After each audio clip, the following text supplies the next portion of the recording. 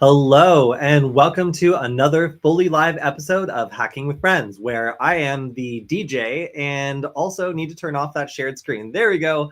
Hello. Running a little bit late today due to some technical glitches, and my computer sounds like it is trying to take off like a helicopter, but hopefully we make it through the stream. Either way, we're going to check out some of the apps that are now available for the Flipper Zero, and we're also going to talk about WiLo, a new wireless protocol that's combining Wi-Fi and LoRa, let's just say two of my very strong interests in some cool ways. Why is it just showing off the AP?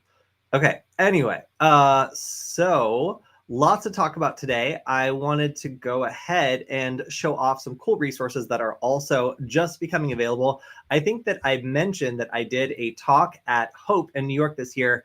It was super cool. I got to talk about electronics, microcontrollers, and my experience teaching and designing lessons for people who are just getting started with ethical hacking. So Hope went ahead and released all of the videos. So I think you're able to just download them individually, or you can download them via, or just get like a big flash drive that they send you of all the various talks at Hope. I believe that mine are in here somewhere. I haven't, maybe I'll just search for myself. Am I in here? Am I a product? Advanced Wi-Fi hacking with $5 microcontrollers. That's me. Teaching with microcontrollers. Hope for ethical hacking education on a budget. Yeah, cool. So my talk is here. It has an option, I think, for that to be like fully transcribed, and I think you can do like subtitles and stuff as well. This was a really cool talk. I was completely out of breath when I did this because my friend Nick very helpfully told me to go to the wrong building, and I was politely waiting for somebody else to finish their talk, but there was nobody after them. So they chose to take a bunch of extra time. I found out I was in the wrong place and had to run to the next room where everybody was about to leave, since I was now 5 minutes late. So if you want to see me completely out of breath, about to have a panic attack on stage for the first 2 minutes and then deliver a great talk for the rest, it looks like it's 99 cents for a download. Well, you know, it might be worth it. Anyway, I really enjoyed this talk. It was cool to talk about all the various reactions we got to our attempts to teach Wi-Fi hacking, printed circuit boards, electronics, like all the various things we tried. Some of them were winners, some of them did not go over so well. And yeah, we found out very quickly which ones the kids that we were teaching enjoyed. I also just wanted to point out, and this is just as we welcome some new people jumping on the stream, this was the view as I was heading home from a hike. I think it was not last night, but the night before. I've actually never seen the Northern Lights before, but I think a lot of people in northernly states were treated to a pretty spectacular show. So if you are living somewhere north, you might have seen some of these as well. And it was pretty cool. The aurora kind of like pulses and races across the sky, and I've never seen that before. So pretty cool to see that for the very first time ever. And then, since we're talking about some upcoming technology, I wanted to throw this out there. WiLo. All right, so what is WiLo? Obviously, LoRa just means long range. So what is WiLo? Well, this is a Wi-Fi technique that allows you to use the same kind of chirping protocol that LoRa does in order to get better range, better reception at extreme distances. So this is a pretty clear hybrid of the two protocols, in which the logic here is that you could update a Wi-Fi device to use its radio to be more like LoRa. So, I mean, that's a pretty cool way of kind of combining these things. I obviously have been doing a lot of LoRa experiments, and I was able to climb a mountaintop and communicate back with my home network and trigger things on my desk from, I think it was like 40 miles away or so. There were a couple of hops involved there, but it's really cool to be able to work with this technology where I can be on a mountain communicating with a device back sitting on my desk. So the fact that maybe we could take some of this magic and sprinkle it on existing wireless devices is honestly kind of cool. And LoRa's kind of big secret, and the thing that makes it cool, is its chirp spreading standard, CSS. Great, yes, CSS, as we all know. So aside from having an unfortunate acronym, this is really the secret sauce behind LoRa being able to communicate over really long distances. So if you were able to take this like chirping standard, apply it to a Wi-Fi radio, then in theory anyway, maybe you get greatly expanded distance, and maybe you even get something comparable to what you might get with LoRa. Now, So let's see. The YLO approach was done indoors in a lab in a hallway. 500 meters is not that impressive to me. But they're saying it has a 96% successful transmission rate. Again, 500 meters. I'm not sure if this is anything to write home about. I'd love to see this maybe compared to Wi-Fi and see like what the advantages are, because obviously this protocol is not meant for sending like a ton of data, but it's certainly interesting to see like what is out there now in terms of like wireless technologies kind of hybridizing themselves and making it so you can use them in creative ways.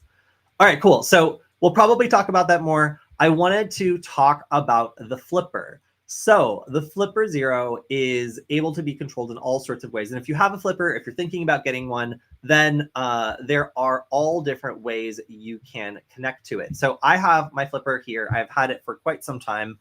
I have like an anglerfish on the back to denote this as my primary Flipper. And it has been updated all the way to the most recent firmware. So I have this plugged in via USB serial, and that gives me the most options here to communicate with it. But if I want to, I can also communicate with it directly over my phone via the mobile app. So all that's pretty cool, but I wanted to show off some of the things that are beyond just the built-in features. So if you have a Flipper and you haven't really touched it, or if you haven't touched it in a while, let's go ahead and show off how you can interact with it. So I'm going to bring my screen back. And the idea here is that we want to open, in this case, QFlipper. Always opens on the wrong screen. Yep, there we go. All right, so here we have my Flipper. It has information about, I'll pull this up in the background just so there's something relevant.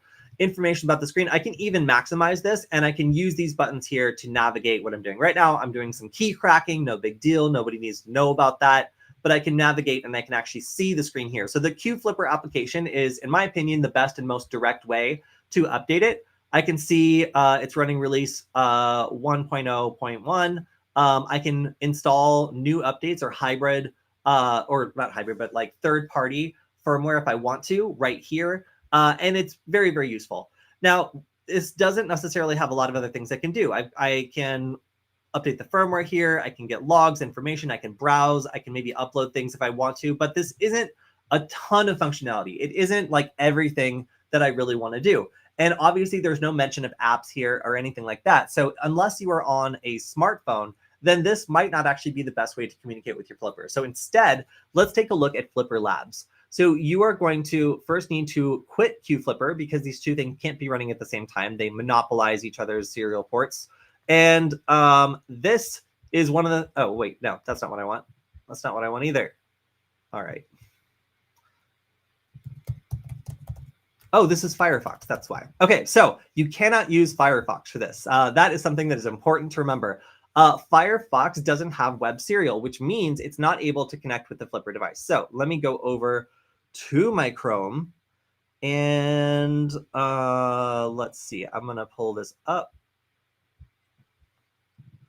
And here we can see lab.flipper.net. I'm going to just, I've got the subdomain already, but I'm going to get rid of that. And let's just go to the main labs.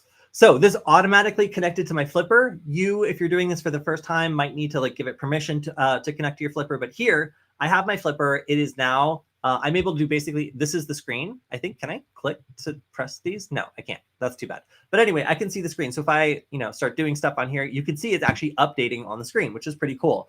So I've got all my firmware information here. I can see the hardware version. I can see the radio stack.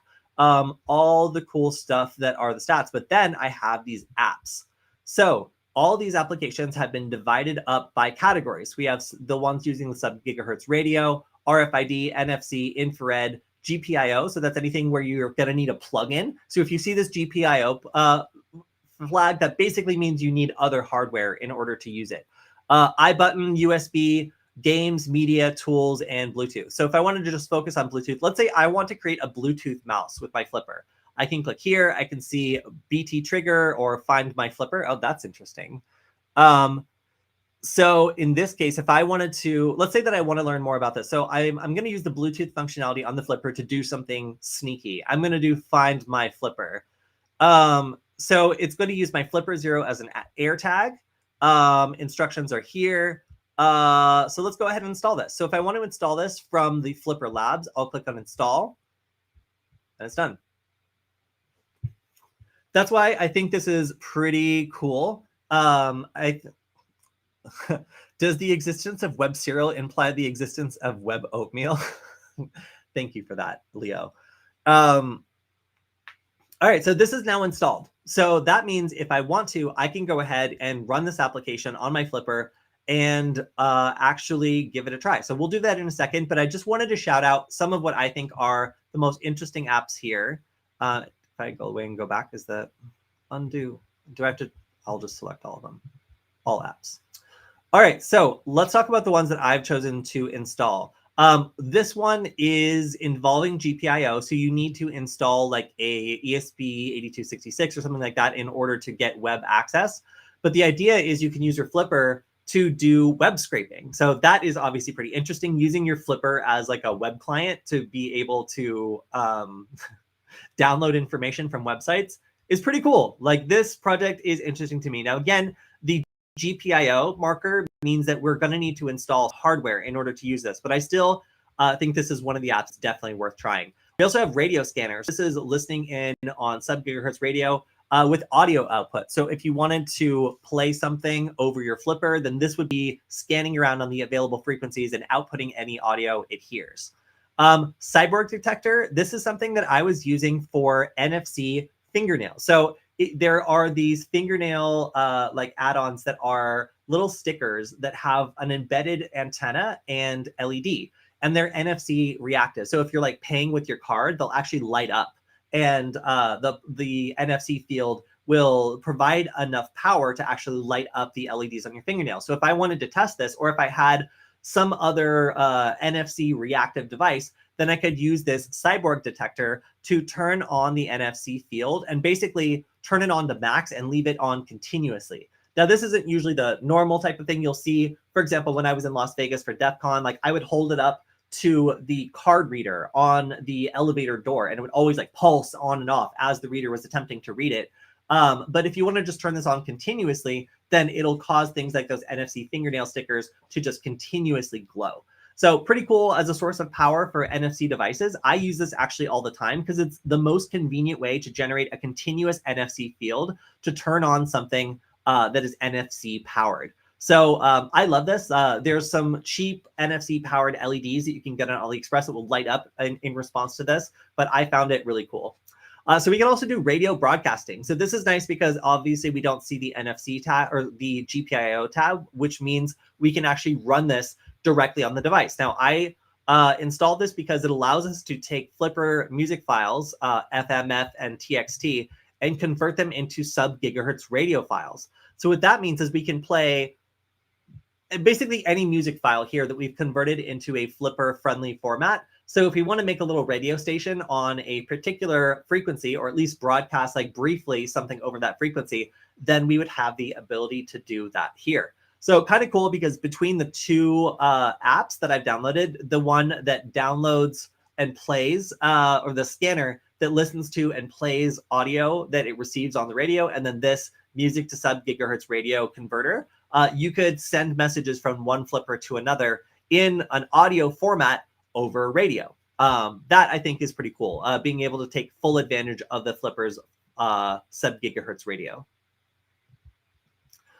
All right, so some other recommended QR code generator. Let's say that you're at a class or something and you want to be able to rapidly generate a QR code. Being able to do so on your Flipper is moderately handy. Of course, you have to type it in, which is a little bit annoying, but being able to display it on your Flipper, I think that that is cool. You can pass it around, people scan it. It's just a lot faster than generating a QR code, for example, on a website. So I've done classes where I need everybody to go to a particular resource, and then I've just typed it into my Flipper and then passed it around, and people can just take a picture and scan it, and then they get the web domain or whatever it is.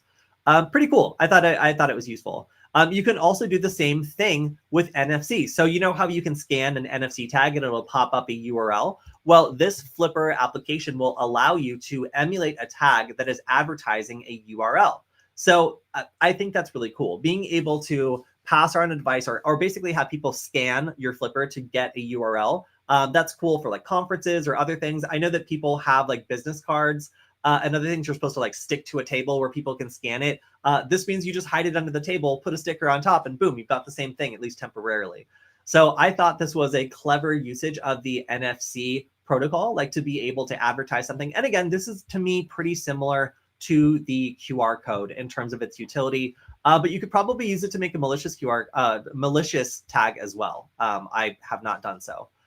So we also have the RFID detector. There's multiple different types of these RFID readers that will protect a door, and you don't know which one you're dealing with until you hit it with a couple different types of frequencies and see which ones it responds to. So in this case, the RFID detector allows you to detect what type of frequency the reader is using. So that allows you to know which of the apps you should use or which of the protocols you should use to try to interact with it. This is a diagnostic tool to be able to find out very quickly which frequency set a particular reader is using.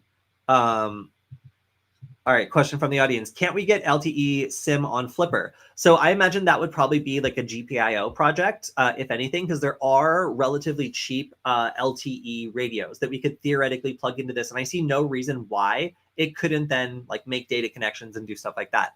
I haven't seen it yet, but I'll keep looking around. And if you see it on the list of apps as we go through them, we're literally covering all the apps that are currently available for Flipper, just highlighting the ones that I myself have installed and found great.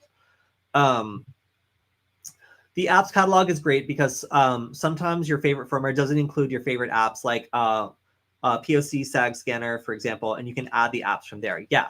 I absolutely think that this interface and the website being integrated with Chrome and just installing when you click install, it's such a smooth experience. I think it's really, really wonderful.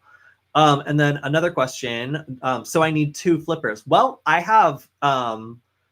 I'm sorry, is your username Waxing Gibbous, like the moon? I think that's fantastic, by the way.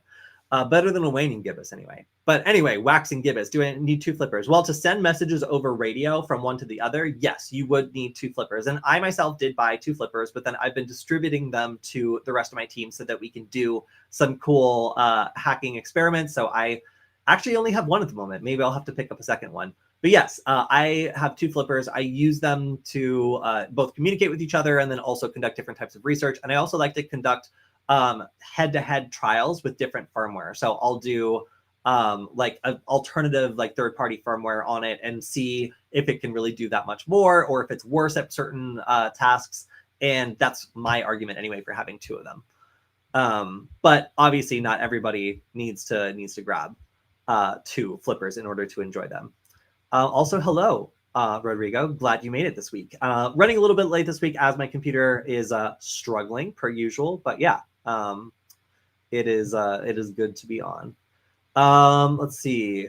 I saw a modified ESP32S3 with SIM GPIO pinout. Yeah, the ESP32S3 is proving to be one of the most popular new Espressif chips. It has so much great like input and output options, like for Wi-Fi, Bluetooth, native USB. It's really got everything. So a lot of people are choosing to support it in their projects, and Flipper is no exception. As I've been learning all these LoRa technologies as well, most of them are using either a Nordic Semiconductor's chip or an ESP32S3. So it's quickly becoming the new standard, and there are a lot of really awesome things available for that. So yeah, highly recommend it. So, all right, back to the apps. Last one we covered was RFID detector. Let's keep it going. So we covered QR code. Oh, this is okay. This is the one that you mentioned. I haven't downloaded that one, but if you want to tell us why you enjoy it so much, then please let me know. Let's see, barcode. So I haven't needed to generate any barcodes, but obviously that seems cool. Calculating resistance from different bands. Like I find this actually, I'm installing this. I have to calculate the resistance of resistors by a color band all of the time. So having effectively like a field guide to what the total resistance is for a resistor based on the color bands, that as an electronics person is incredibly useful to me, like as just like a tool. How easy it is to input is up to the user design. So NFC Magic, this is an application for writing to NFC tags that are special. So let me explain why this matters. So if you want to make a perfect copy of a key, and this might be something that a reader checks to make sure that you are in fact using the proper key and not like a spoofed one, you need to be able to write over the manufacturer's section of the card. Now, typically this is burned in and this is read-only memory where the manufacturer will like place some sort of manufacturer ID first, and then everything else is writable by the customer. Now you can get what are called magic cards, and these magic cards have the manufacturer section able to be rewritten. And this is really interesting because it means we can make a perfect copy or a perfect clone of a card that we're interested in. So without these cards, we can't really do much. But typically, NFC writers don't attempt to write to this area because, well, it's unwritable in most normal cards, at least it's supposed to be. So if you have one of these magic cards, then it means that you can use this application, which I'll bring back up again, to write to that magic card. And that I think is really, really cool because it means you can do some of these more advanced hackery options that require you to get special cards in order to finish what it is you're trying to do. So let's say that we get a perfect copy of a card and we want to write it to another card. Well, we would need to use this app in order to make sure we're writing to that special magic sector that allows us to spoof the manufacturer's code as well as the code that we've copied from another card. So super, super cool. All right, what are some other, wait, what? Okay, that's an Air monitor. I thought it was like Airmon NG. We've got a UART terminal. That's pretty cool. If you've got like a UART sensor or something, then it's always cool to be able to see that. But of course, I haven't installed that, so I'm not that interested. A flashlight, how bright can that be? Well, just enough to be somewhat useful, I guess. So we have an IR scope. This is great for being able to tell whether your IR project is working. Now, let's say that you're working on like, I don't know, like a remote emulator, or you're using infrared as a protocol that you're communicating with. Well, how the hell do you know whether or not you are burning out the LED, if the LED is on strongly, what's going on? So having this tool allows you to use the IR receiver in your flipper to tell whether or not your infrared project is even working at all. Given that infrared is invisible to the human eye, this is really important to prevent yourself from going insane. So I installed this when I was attempting to use infrared to like play a kind of laser tag style game. We did a DEF CON badge where we were trying to figure out whether or not their LEDs were even working, or how, or what the distance was that they could be received. This tool was incredible for letting us figure out what the range on our devices was and what the raw data on the other side was as well. So IR scope, surprisingly useful, I have to say.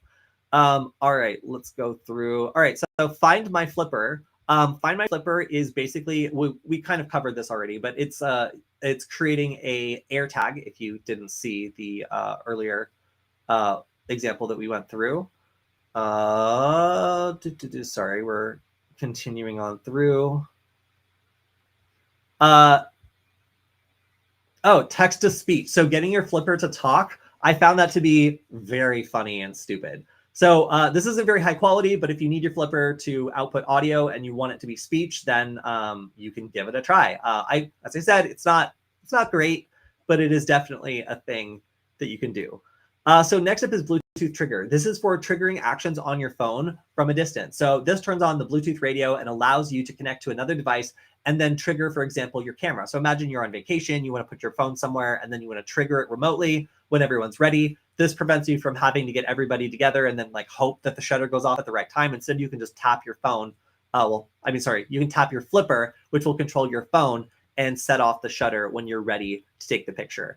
Of course, you do all sorts of other triggers as well, but that's just the most friendly and defensible one I can think of immediately.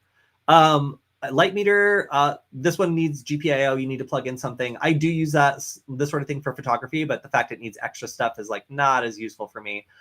Tone generator. So this is something where if I need a pure tone, I can use the onboard speaker to create that tone.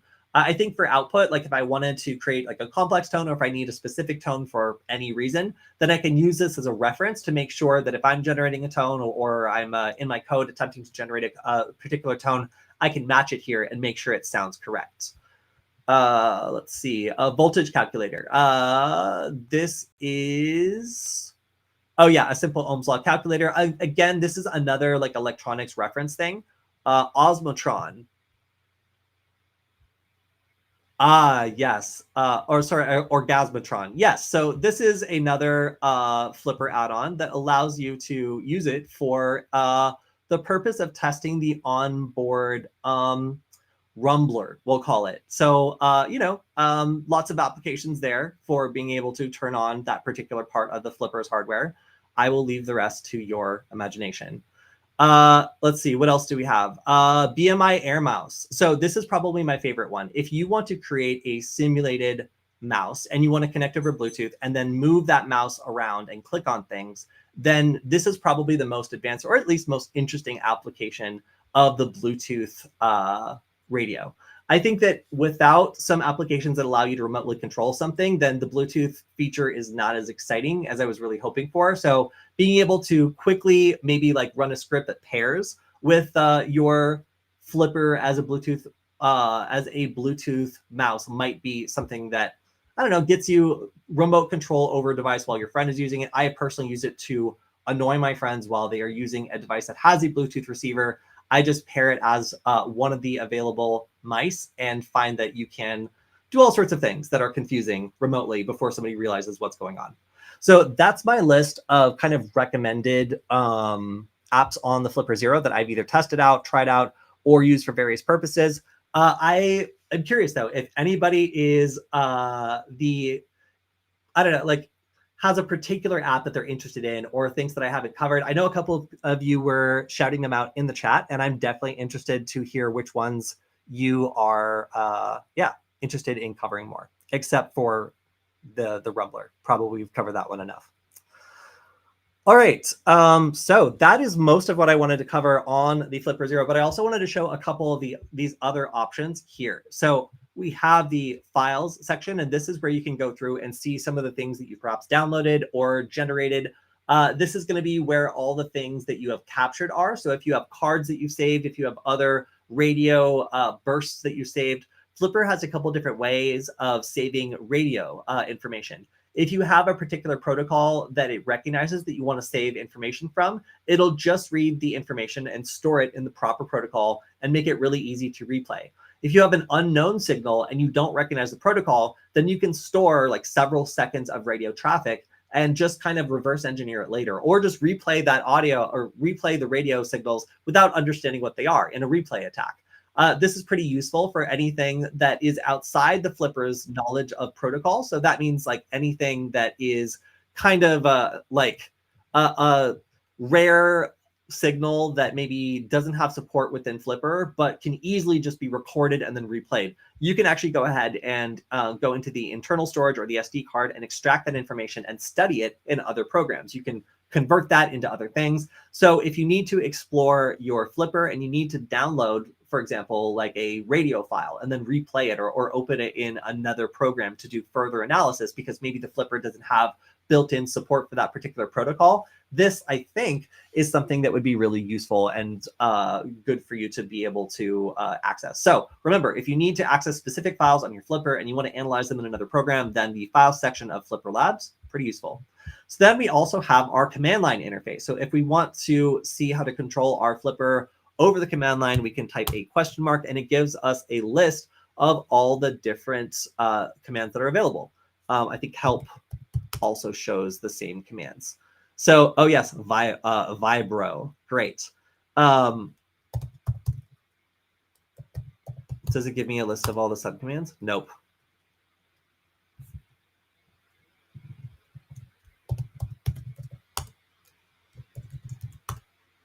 Application is running. Okay. So anyway, these are all the different things you can do directly over the command line interface. If you want to use that, if you've become very fancy with the Flipper and you know exactly what you want to do, or if you want to access a particular thing over the command line instead, then this should give you everything you need to get started.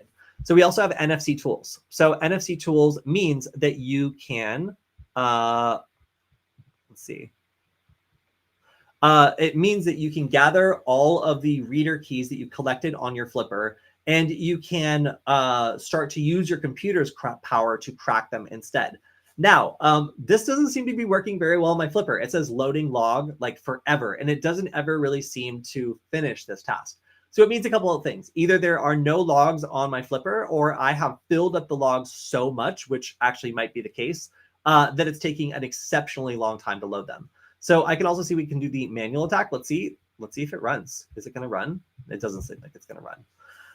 So this is a little bit disappointing to me just because I was really hoping that the embedded attack would be functional by now. So let me talk about what I mean by that and talk about the way that we read NFC keys. So over here on my screen, off my screen rather, let me turn that off, is a bunch of hotel keys that I've gotten from various hotels I've stayed at while traveling, going to conferences, that sort of thing. And if we wanted to copy any of these, it's not quite as straightforward as just putting it under my flipper. So let me just pick one that I know is pretty permissive, and I want to show off exactly what this looks like and why it's not as straightforward as you might think. So in order to do this, I'm actually going to, I think I might just break this URL or something so that I can use, there we go, QFlipper instead.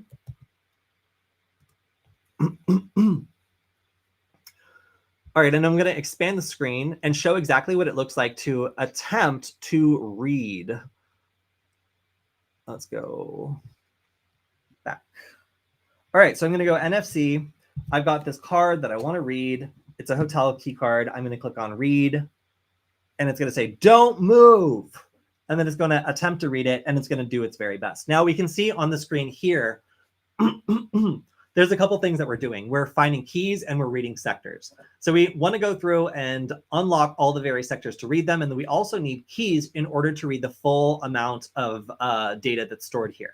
Now, if we're able to get most of those keys, it sometimes is enough to like open a door or unlock something. And in particular, this might be, for example, if we have a hotel key card and we copy over most of the sectors that we can unlock, but there's a couple sectors we can't unlock, we might end up getting lucky and having it be that the unlockable sectors are related to a specific door, and the sectors we can unlock will still get us into the building. So that for that, I mean, like a hotel or something else that has external doors where anybody who has like a key card for a specific room can still get into the building. Sometimes that data will be stored in the beginning part of the card, and it won't matter that we're not able to recover the rest. However, if we're not able to get all 32 keys, then it means that we won't be able to fully copy this card. And odds are it won't open the room door, and it might not even open the exterior door either. So where's Doom? Yes, I'm sorry. I should definitely include Doom. All right, there we go. So we can see the final results on this, which I have to admit are much faster than they previously were, is we could read 14 of 16 sectors, but we're still lacking the keys necessary to fully read this. So that is a little unfortunate, right? Like we really want to be able to read this card fully. And honestly, this reads faster and has more data than we typically see on a lot of these cards. Some of these cards also will say that they need a password. And what that means is you actually need to go up to the reader and get that password before you can even attempt to unlock the data, because it's all encrypted with a phrase or something else that the reader has to supply. So in most cases, that means that you need to physically approach the reader and use this little tool here. I'll go back. And this tool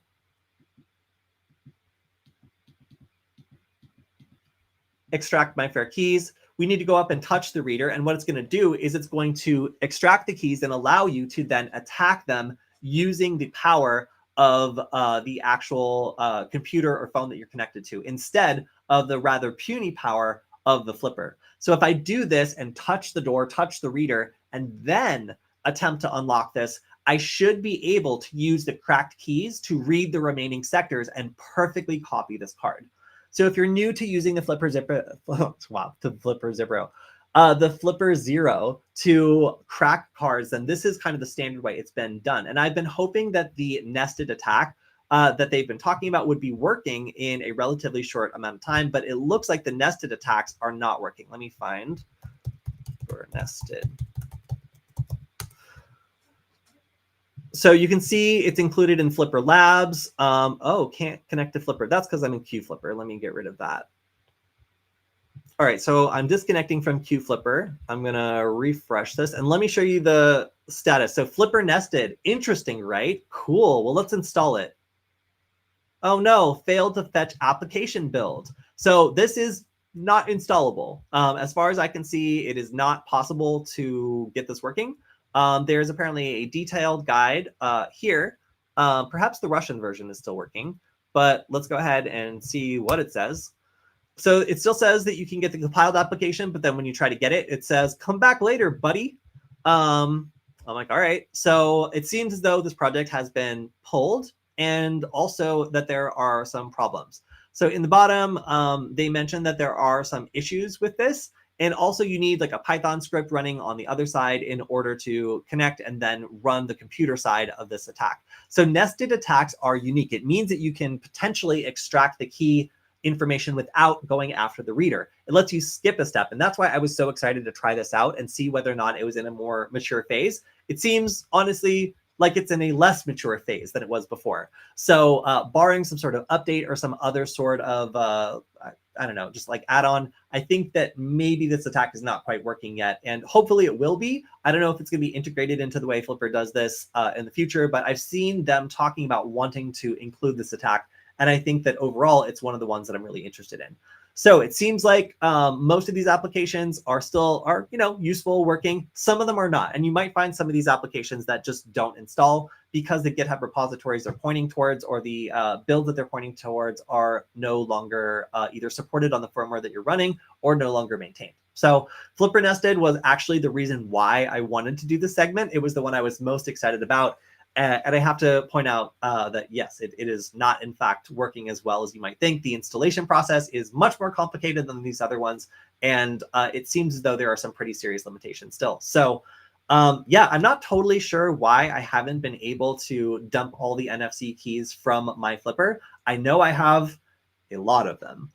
However, with the new firmware and with having multiple flippers all the time, like it's possible that maybe I didn't get as many as I thought here. I just feel like maybe it's some sort of bug or glitch or something that's making it a little harder than I expected to go after NFC readers in particular and NFC cards. So that's my Flipper Zero update. If you guys have any applications that you're interested in me trying out, I have this connected and set up now. So, I found it to be pretty cool. All right, so one request is show more information about the new Hack RF1. I don't have one, but I really want one. It looks really cool, and I really love my existing Hack RF. We were doing a hike on the border with Canada the other day, and this is something we do occasionally. It's very fun and relaxing, and I'm gonna simultaneously pull this up and see if I can find it in the background. But we were walking around and I realized that there was this strange cutout, like this strange thing that looked a little unnatural. Like it didn't exactly look like it was supposed to be there. So I looked at it a little bit more closely and it turns out it was a government camera. Like as you get closer and closer to the border, it becomes more likely that you encounter surveillance. So in this case, I just wanted to show off. All right, I've got it now. This government cameras, we were doing this hike. I was like, that looks strange. It's got like a perfect view. There's a little cutout. And then at the last moment, I realized I was in fact being watched by a cellular enabled government camera. And of course, as it saw me, I'm sure it started transmitting and letting everyone know that we were there. Now, we were kind of wondering, how could you detect a camera like this? You can even see, oh my gosh, you can even see the transmitting antenna right here. So clearly our images were being broadcasted live. Somebody from Border Patrol did drive by us, but they were like, okay, these people aren't doing anything too interesting. How would we detect these cameras? Well, unfortunately, it's kind of difficult to detect them before they detect you. But if you wanted to walk around and make a map of where these were, you could use something like the Hack RF1 to listen in on the frequencies that they're going to be broadcasting on, and then kind of do like a directional antenna to figure out what direction it's coming from. And once you know something has me in its line of sight, it's coming from this direction, you could probably eliminate a couple like obvious places it's not, and then figure out where one of these devices is. So if you're looking for secret government cameras, then the new Hack RF1 is probably something that would be helpful. But that was just my little application of radio technology over the weekend. I was like, of all these secret cameras that are watching me everywhere, could I watch them back? And the answer is only after they see you first. So I'm sure there's some way of detecting them before they detect you, maybe like thermal or something like that. But as for what I was able to access, maybe a Hack RF1 is a fun way to find all the government cameras near you. Now, unfortunately, this made me super paranoid because after walking through a really beautiful hike, but one that had, again, a bunch of hidden cameras all over the place, I started looking for them everywhere. And of course, once you go away from the border, there's a lot less cameras hidden in random debris around the trail. The new Hack RF1 with ESP32 and some new stuff for fox hunting can do it as I know. Okay, cool. I'm really interested in learning more about that. And yes, Leo, that was my other idea is obviously, especially in a cold area, anything using power is going to create a heat signature. So I got one of those heat guns off AliExpress that's able to display on a screen a heat gradient, and it's able to see hotspots. And that's how I'm able to find active electronics in an environment that's relatively cold. So probably your best bet would be like a drone that has like very sensitive infrared going around and trying to find hotspots or heat signatures or anything that's broadcasting. However, a lot of these devices will have something very low power, like a passive infrared that's waiting to be triggered and woken up. And once that's triggered, then it'll turn on the more noisy or heat consuming electronics. So I imagine the heat signature is probably, pretty difficult to spot, but it's honestly kind of challenging to find stuff like this. So triangulating like nearby radio transmissions or like finding devices that are noisy, talking nearby when there's nothing else around you. That was like my first thought. I was like, I wish I had like my Hack RF, because I feel like we would know the instant we stepped in front of one of these. So yeah, fun to monitor government surveillance cameras watching us, and a beautiful hike if perhaps a little paranoia inducing. Where can you get one? I imagine Great Scott Gadgets would be the place to get it. I think that they're the one that put out the Hack RF one. So yeah, I think that's where you could go ahead and get one.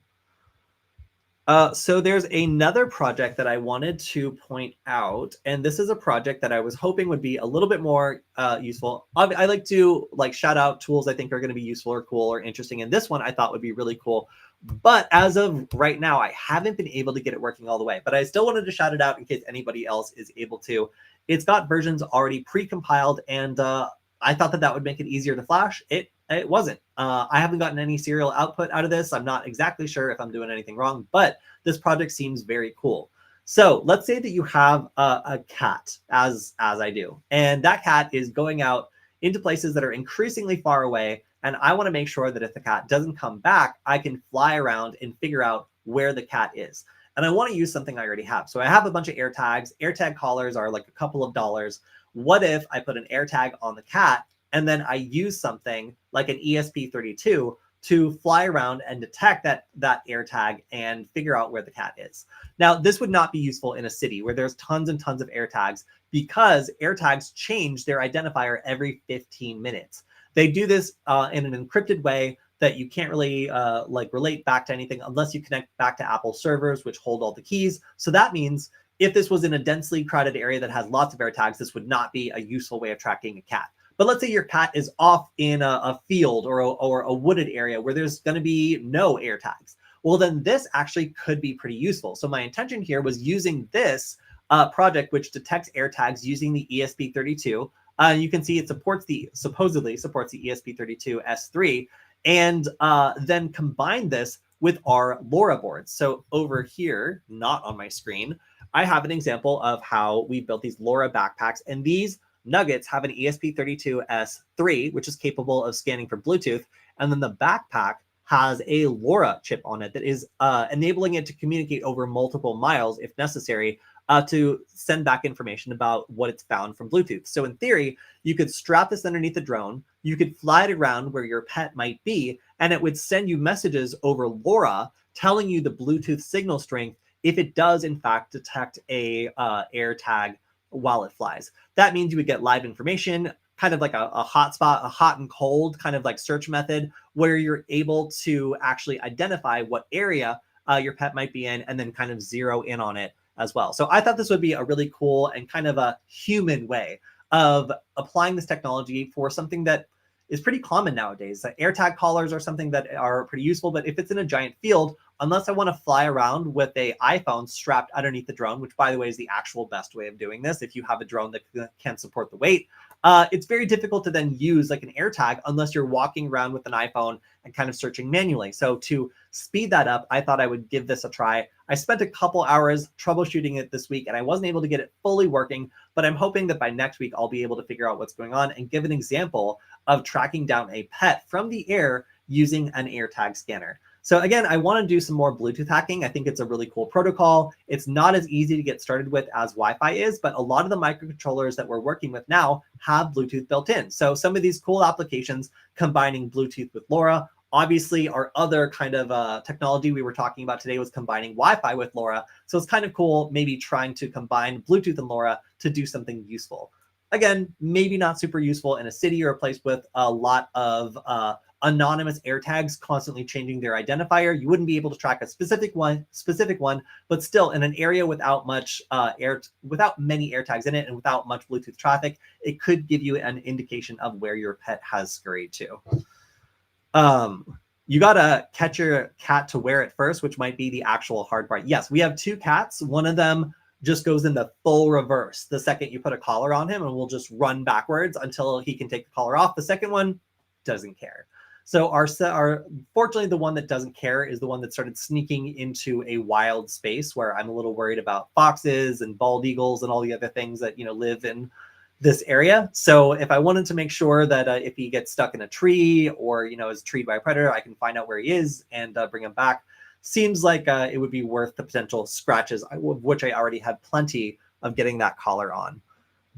Unless you clone the AirTag first, you might be able to follow it to a crowded area and then track the MAC hopping. That's true. So if you were able to clone the AirTag, then if it's deterministic, if it's just going to be going through the same sequence, we might be able to use a second cloned AirTag.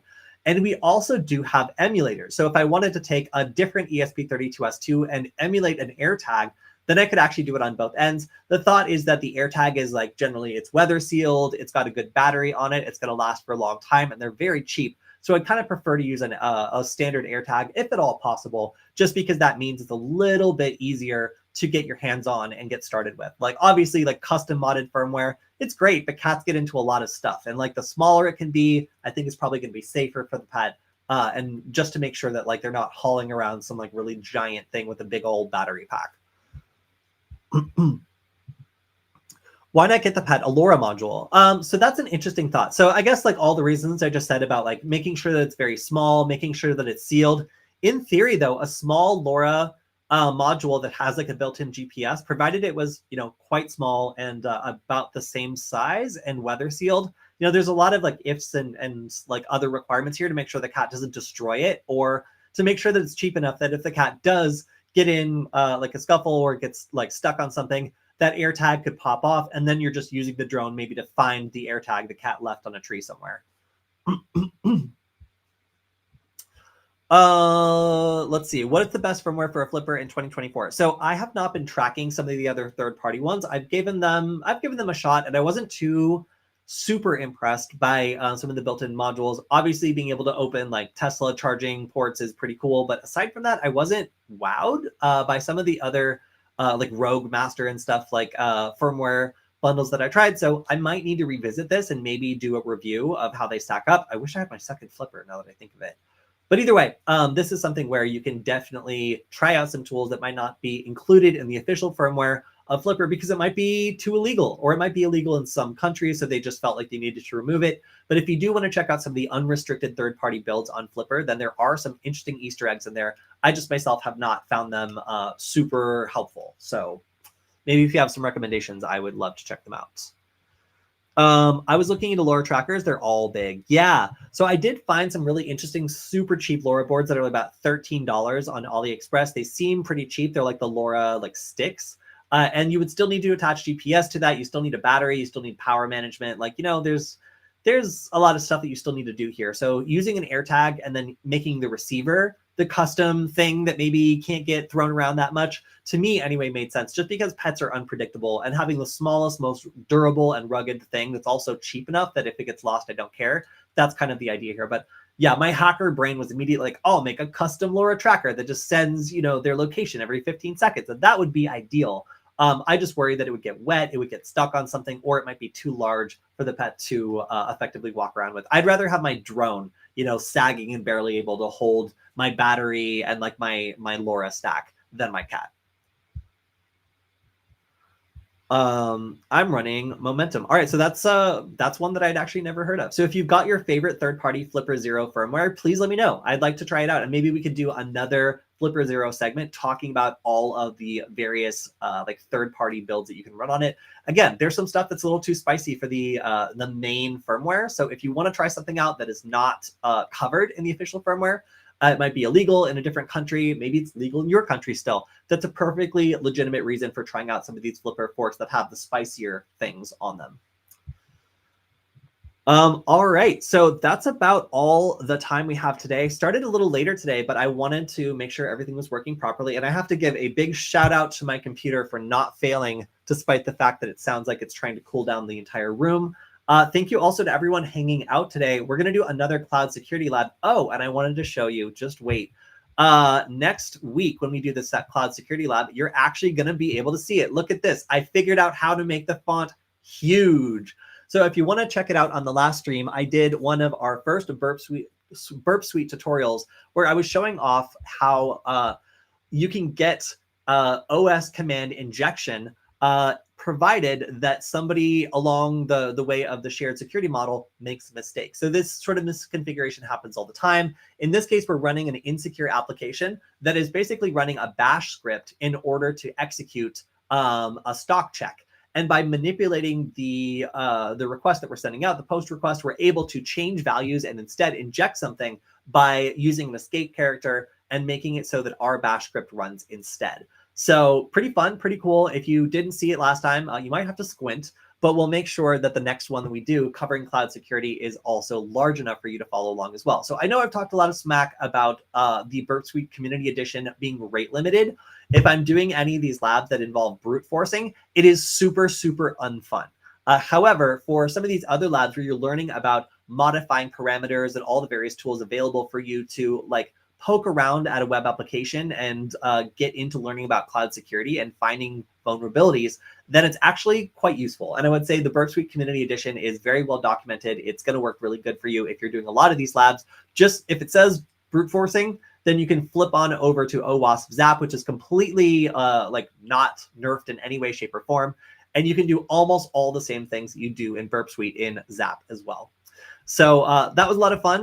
We'll have more stuff on cloud security on the Friday stream, and hopefully we'll have Killian back from vacation and cover all the hacker news of the week, of which there's already so much that I wanted to cover now, but I have to save it for the Friday stream. So if you want to hang out with us and talk about the hacker news on Friday, it's going to be at 2 p.m., hopefully, I believe. I know this one was a little bit later, but you can catch us there. And if you have any additional questions, you can always leave them on the YouTube channel or on our Discord server. And again, a big shout out to people who've been sending me cool stories to cover on on Mastodon, on YouTube, and on our Discord server. It's been really great to just every week open it up and have a bunch of great stories. So make sure to share them with me. I love covering them, and a lot of you are in a position to find some really great stuff. So if you want to support the stream, you can always go to varonis.com/Kody. That's Kody. I deeply appreciate it, and it lets Varonis know that you want the stream to continue twice a week, every week, and it doesn't cost you a thing. All right, everyone, that's all we have for today. We'll see you again on Friday, and I've got some family in Florida, so I'm going to be catching up with them. If you are down there, make sure to stay safe. Seems crazy down there. Hopefully weather will improve next week. All right, everyone, we'll talk to you soon on Friday, and have a good week, everyone. Goodbye.